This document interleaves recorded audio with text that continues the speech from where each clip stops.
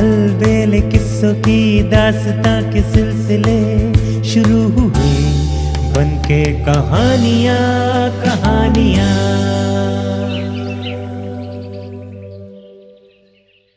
आइए सुनते हैं आज की कहानी जादू के आम। 4 मित्र थे। उसमें से एक राजकुमार था, दूसरा मंत्री का लड़का था, तीसरा नगर सेठ का लड़का था और चौथा सेनापति का लड़का था। राजकुमार का नाम था जय सिंह, मंत्री के लड़के का नाम था महिपाल, नगर सेठ के लड़के का नाम था रतनचंद और सेनापति के लड़के का नाम था वीर सिंह। जय सिंह, महिपाल, रतनचंद तथा वीर सिंह में बड़ी मित्रता थी। चारों हमेशा साथ रहते थे, साथ खेलते थे और साथ ही पढ़ते थे। चारों की उम्र भी लगभग बराबर ही थी। एक दिन राजकुमार ने अपने मित्रों से कहा, यहां रहते रहते तो जी उब गया है, चलो कहीं घूम फिर आए, कुछ दूर की यात्रा करें। महिपाल ने कहा, राजकुमार का कहना ठीक है, लेकिन चलने से पहले हमें अपने बड़ों से आज्ञा ले लेनी चाहिए। आज शाम को सब लोग अपने अपने पिता से यात्रा की आज्ञा ले लें। उस दिन शाम को सबने अपने अपने पिता से कुछ दिनों के लिए परदेश घुमाने की इजाजत मांगी। राजा का लड़का अगर साथ जा रहा हो तो किसको क्या हिचक हो सकती है। सबने खुशी खुशी आज्ञा दे दी। राजा भी राजकुमार को जाने देने के लिए तैयार हो गया। चारों मित्रों ने यात्रा की तैयारी शुरू की। निश्चित दिन सबने सरकारी घुड़साल से अच्छे घोड़े चुने, जरूरी सामान साथ लिया और अपने अपने पिता के पैर छूकर सब चल पड़े। चलते चलते शाम हो गई।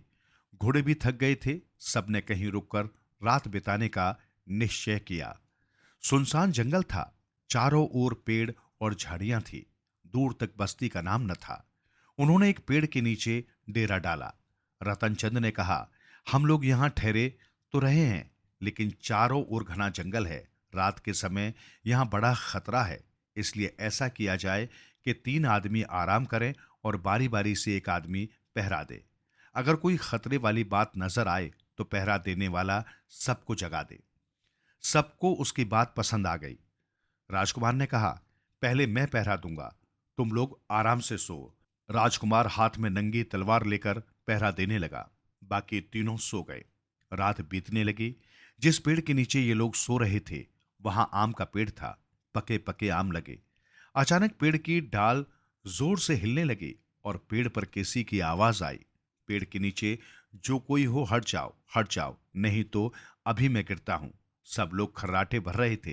राजकुमार बोला, तुम्हें जो करना हो करो, हम तो यहां से नहीं हटेंगे। राजकुमार ने इतना कहा था कि धम से एक आम उसके पैरों के पास आ गिरा। आम के गिरने के साथ ही ऊपर से फिर आवाज आई, जो कोई इस आम को खाएगा उसकी आंखों से आंसू के बजाय मोती गिरेंगे और जब वो हंसेगा तो उसके मुंह से हीरे निकलेंगे। राजकुमार ने आम उठा लिया। फिर उसने खोजना शुरू किया, लेकिन उस पेड़ पर कोई नजर नहीं आया। आसपास कहीं कोई नहीं था। राजकुमार के मित्र गहरी नींद में सोए पड़े थे।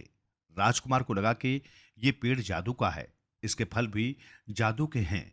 उसने उस आम पर पहचान के लिए एक निशान बना दिया। उसका पहरे देने का समय बीत चुका था, लेकिन उसने अपने किसी साथी को नहीं जगाया। उसने सारी रात खुद ही पहरा देने का तय किया। वो ये जानना चाहता था कि देखें अब क्या होता है। अगर ये जादू का पेड़ है तो अभी और कुछ न कुछ जरूर होगा। और सचमुच थोड़ी ही देर में फिर ऊपर से आवाज आई, पेड़ के नीचे जो कोई हो हट जाओ, नहीं तो अभी मैं गिरता हूं। राजकुमार ने पहले की भांति उत्तर दिया, तुम्हें जो कुछ करना हो करो, हम तो यहां से नहीं हटेंगे। उसने इतना कहा था कि ऊपर से एक आम नीचे उसके पैरों के पास आ गिरा। साथ ही आवाज आई, जो कोई इस आम को खाएगा वो राजा बनेगा। राजकुमार ने उस आम को भी उठा लिया और पहचान के लिए उस पर एक निशान बना दिया। इसी तरह थोड़ी देर बाद तीसरा आम गिरा। इसके साथ आवाज आई, जो कोई इस आम को खाएगा वो मंत्री बनेगा। कुछ रात और बीती, फिर चौथा आम गिरा। चौथे आम के साथ आवाज आई, इस आम को जो खाएगा उसे जेल जाना होगा। राजकुमार ने ये दोनों आम भी उठा लिए और उन पर भी पहले दोनों की तरह पहचान के लिए निशान लगा दिए। वो अकेला ही सुबह तक पहरा देता रहा। सुबह सब लोग सोकर उठे। राजकुमार ने आम के बारे में किसी को कुछ नहीं बताया। जब सब लोगों ने हाथ मुंह धो लिया तो राजकुमार ने उन्हें नाश्ते के लिए आम दिए। जो आम पहले गिरा था उसे तो उसने अपने लिए रख लिया और दूसरा महिपाल को दिया। तीसरा आम उसने रतन चंद को और चौथा आम वीर सिंह को दिया। सबने खुशी खुशी आम ले लिए और खा डाले। राजकुमार को छोड़कर और कोई उनके बारे में नहीं जानता था। फिर चारों मित्र अपने सफर पर आगे बढ़े। चलते चलते वे लोग एक नगर के समीप पहुंचे। यहाँ एक राजा के राज की राजधानी थी। उन्होंने नगर के बाहर एक बुढ़िया के यहाँ डेरा डाला। बुढ़िया ने उन लोगों के रहने का इंतजाम कर दिया, लेकिन वो गरीब थी। उसके पास इतने लोगों को खिलाने का सामान नहीं था और न पैसे ही थे। उसने साफ साफ उन लोगों से कह दिया। राजकुमार चुपचाप उठकर बुढ़िया की झोंपड़ी से बाहर आकर हंसने लगा। उसके हंसते ही उसके मुंह से एक हीरा गिर पड़ा। अब उसे विश्वास हो गया कि वे आम सचमुच ही जादू के थे। उसने पहले गिरा हुआ आम खाया था, जिसे खाने वाले के रोने पर आंखों से मोती और हंसने पर मुंह से हीरे निकलते थे। उसने हीरा महिपाल को दिया और कहा, इसे लेकर जाओ, बाजार में बेच आओ। इससे जो पैसे मिले उनसे सब लोगों के खाने पीने का सामान खरीद लाओ। महिपाल हीरा लेकर नगर में गया। वहां का राजा थोड़े ही समय पहले मर चुका था। उसके मरने पर लोगों को उसकी जगह दूसरे राजा की तलाश थी। उन्होंने एक हाथी की सूंड में एक माला दे दी थी।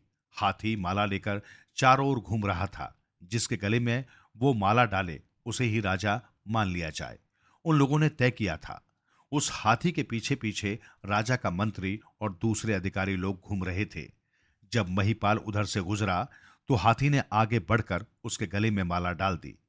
लोगों ने उसे अपना राजा मान लिया। राजमहल में ले जाकर उसे धूमधाम से गद्दी पर बैठाया गया। महिपाल को अपने मित्र याद आने लगे। उधर अब राजकुमार ने देखा कि महिपाल अभी तक नहीं लौटा, तो कुछ देर बाद उसने एक हीरा रतनचंद को देकर कहा कि इसे बेचकर खाने पीने के लिए सामान ले आओ। लेकिन रतनचंद जैसे ही नगर में घुसा कि उसे राजा के सिपाहियों ने घेर लिया। उसे उन्होंने नए राजा के सामने पेश किया। राजा ने उसे मंत्री बना लिया। इस तरह रतनचंद भी वहीं रह गया। जब बहुत देर हो गई और रतनचंद सामान लेकर नहीं लौटा, तो राजकुमार ने एक हीरा वीर सिंह को दिया और उसे सामान लाने के लिए भेज दिया। उसने उससे कहा, देखो तुम जल्दी लौट आना, महिपाल और रतनचंद की तरह देर मत करना। वीर सिंह जाते जाते बोला, नहीं नहीं, मैं अभी आता हूं, बस गया और आया। वीर सिंह हीरा लेकर नगर में बेचने निकला। वो एक जौहरी के यहां पहुंचा। जौहरी उसके पास इतना कीमती हीरा देखकर चौंक पड़ा। उसने सोचा इसे कहीं से चुरा लाया है। उसने वीर सिंह से वो छीन लिया और उसे शहर कोतवाल से कह सुनकर जेल में बंद करा दिया। उधर राजकुमार अपने मित्रों के लौटने की राह देख रहा था। काफी देर हो गई, लेकिन कोई नहीं लौटा। उसने सोचा कि उन लोगों ने जो आम खाए थे, कहीं उनके अनुसार ही उन पर न बीती हो। और बात सच थी। महिपाल ने दूसरा आम खाया था और उसे राजगद्दी मिली थी। रतनचंद ने तीसरा आम खाया था, उसे मंत्री बनाया गया था। ये दोनों थोड़े ही समय में अपने दूसरे मित्रों को भूल गए। चौथा आम वीर सिंह ने खाया था और उसे जेल काटनी पड़ रही थी। इस तरह राजकुमार अब अकेला रह गया। अपने मित्रों को खोकर वो बड़ा दुखी हुआ। वो रोने लगा। उसकी आंखों से आंसू टपकने लगे। जमीन पर गिरते गिरते उसका एक एक आंसू मोती बनता जाता था। इस तरह उसके आगे मोतियों का एक छोटा सा ढेर लग गया। बुढ़िया ये सब देख रही थी। मोती देखकर उसकी नीयत बिगड़ गई। वो सब मोती हथियाना चाहती थी। उसने राजकुमार को शांत किया और उसे खाने के लिए दिया। राजकुमार ने रोना बंद कर दिया। फिर उसने बुढ़िया का खाना खा लिया। लेकिन बुढ़िया ने एक चाल चली थी। उसने खाने में अफीम मिला दी थी। राजकुमार को नशा चढ़ने लगा। थोड़ी देर में वो नशे में बेहोश हो गया। बुढ़िया ने सारे मोती बटोर लिए। फिर आधी रात के समय वो बेहोश राजकुमार को उठाकर एक गड्ढे में फेंक आई। ये गड्ढा काफी गहरा था, लेकिन उसमें पानी नहीं था। उसमें लंबी लंबी घास उगी हुई थी। घास पर गिरने से राजकुमार को चोट नहीं आई। रात भर राजकुमार वहां बेहोश पड़ा रहा। सवेरा हुआ। राजकुमार की आंखें खुली। अब उसका नशा लगभग दूर हो चुका था। कुछ कुछ असर अब भी बाकी था। राजकुमार को समझते देर नहीं लगी कि बुढ़िया ने उसके साथ क्या किया और वो यहां कैसे आ पड़ा। लेकिन यहां से निकला कैसे जाए। राजकुमार इसी चिंता में वहां बैठा रहा। उसे कोई उपाय नहीं सूझ रहा था। इतने में वहां एक आदमी आया। उसके पास लकड़ी का एक छोटा सा घोड़ा था। वो आदमी राजकुमार से बोला, कुमार, तुम इसी सोच में पड़े हो ना कि यहां से कैसे निकला जाए, लेकिन तुम्हें चिंता करने की जरूरत नहीं। तुम इस घोड़े पर बैठ जाओ, ये तुम्हें बाहर निकाल देगा। राजकुमार लकड़ी के घोड़े को देखकर हंस पड़ा। भला कहीं लकड़ी का घोड़ा भी चलता है? वो हंसकर बोला, ये लकड़ी का घोड़ा मुझे बाहर निकालेगा। इस पर वो आदमी बोला, तुम इस पर बैठ तो जाओ, तब तुम्हें इसकी खूबी मालूम होगी। ये जादू का घोड़ा है। जब तुम इस पर बैठ जाओगे तो देखने वालों को सिर्फ घोड़ा ही दिखाई देगा, तुम नहीं दिखाई दोगे। ये घोड़ा चार काम कर सकता है। जब तुम कहोगे उड़, तो ये फौरन आसमान में तैरने लगेगा। उतर कहने पर ये नीचे उतर आएगा। जब कहोगे कि मार, तो ये ऐसी लात चलाने लगेगा कि अच्छे से अच्छे के भी छक्के छूट जाएं। बस कहने पर ये लात चलाना बंद कर देगा। राजकुमार ने कहा, ठीक है, लेकिन आप मुझ पर एक कृपा और कीजिए। जब मैं रोता हूं तो आंखों से आंसू के बदले मोती गिरते हैं, और हंसता हूं तो मुंह से हीरे गिरने लगते हैं। मैं चाहता हूं जब मेरी इच्छा न हो तो ऐसा होना बंद हो जाए और मोती और हीरे न गिरे। वो आदमी बोला, ठीक है, ऐसा ही होगा, लेकिन एक बार रुकने के बाद फिर कभी जब तुम रोगे तो मोती और हंसोगे तो हीरे नहीं गिरेंगे। इतना कहकर वो आदमी न मालूम कहाँ चला गया। राजकुमार लकड़ी के घोड़े पर बैठा और बोला, उड़, और सचमुच घोड़ा उड़ने लगा। पलक मारते ही घोड़ा उस गड्ढे से बाहर निकाल आया। वो अपने मित्रों के पास जाना चाहता था। घोड़ा उसे उसी ओर ले चला। पलक मारते ही वो राजमहल के सामने पहुंच गया। राजकुमार चाहता था कि राजा के पास जाकर उससे अपने मित्रों को खोजने में मदद ली जाए, लेकिन जब उसने राजमहल के पहरेदार से कहा कि हमें राजा से मिलना है, तो पहरेदार ने उसे डांट कर भगा दिया। राजकुमार को गुस्सा आ गया। उसने घोड़े से कहा, मार। बस फिर क्या था, घोड़े ने लात चलाना शुरू कर दिया। पहरेदार औंधे मुंह जमीन पर आ गिरा। जो भी आया उसे घोड़े ने अपनी लात से जमीन पर सुला दिया। राजा उसी समय झरोके पर आ गया। राजकुमार ने उसे देख लिया और बस कहकर घोड़े को रोक दिया। राजकुमार राजा के पास जा पहुंचा। उसने फौरन ही राजा को पहचान लिया। वो और कोई नहीं, उसका मित्र महिपाल ही था। लेकिन राजा उसे नहीं पहचान सका। राजकुमार ने कहा, मैं तुम्हारा मित्र राजकुमार जयसिंह हूं। लेकिन फिर भी राजा उसे पहचान नहीं सका। इतने में राजा का मंत्री भी वहां आ पहुंचा। राजकुमार ने उसे भी फौरन पहचान लिया। ये उसके राज्य के नगर सेठ का बेटा और उसका मित्र रतनचंद ही था। लेकिन रतनचंद भी उसे नहीं पहचान सका। राजा और मंत्री ने कहा, अगर तुम हमारे मित्र हो तो इसका कोई सबूत भी तुम्हारे पास होगा। सबूत दो कि तुम हमारे मित्र हो। राजकुमार ने अपनी जेब से एक हीरा निकाला और उसे दिखाकर कहा, इस हीरे को पहचान रहे हो ना? ऐसा ही एक एक हीरा मैंने तुम दोनों को बाजार में बेचकर खाने पीने का सामान लाने को दिया था। कुछ याद आ रहा है? अब उन दोनों ने राजकुमार को पहचान लिया। दोनों ने उसे गले से लगा लिया। फिर तीनों मित्र मिलकर अपने चौथे मित्र सेनापति के लड़के वीर सिंह को खोजने लगे। इसमें उन्हें दिक्कत नहीं हुई।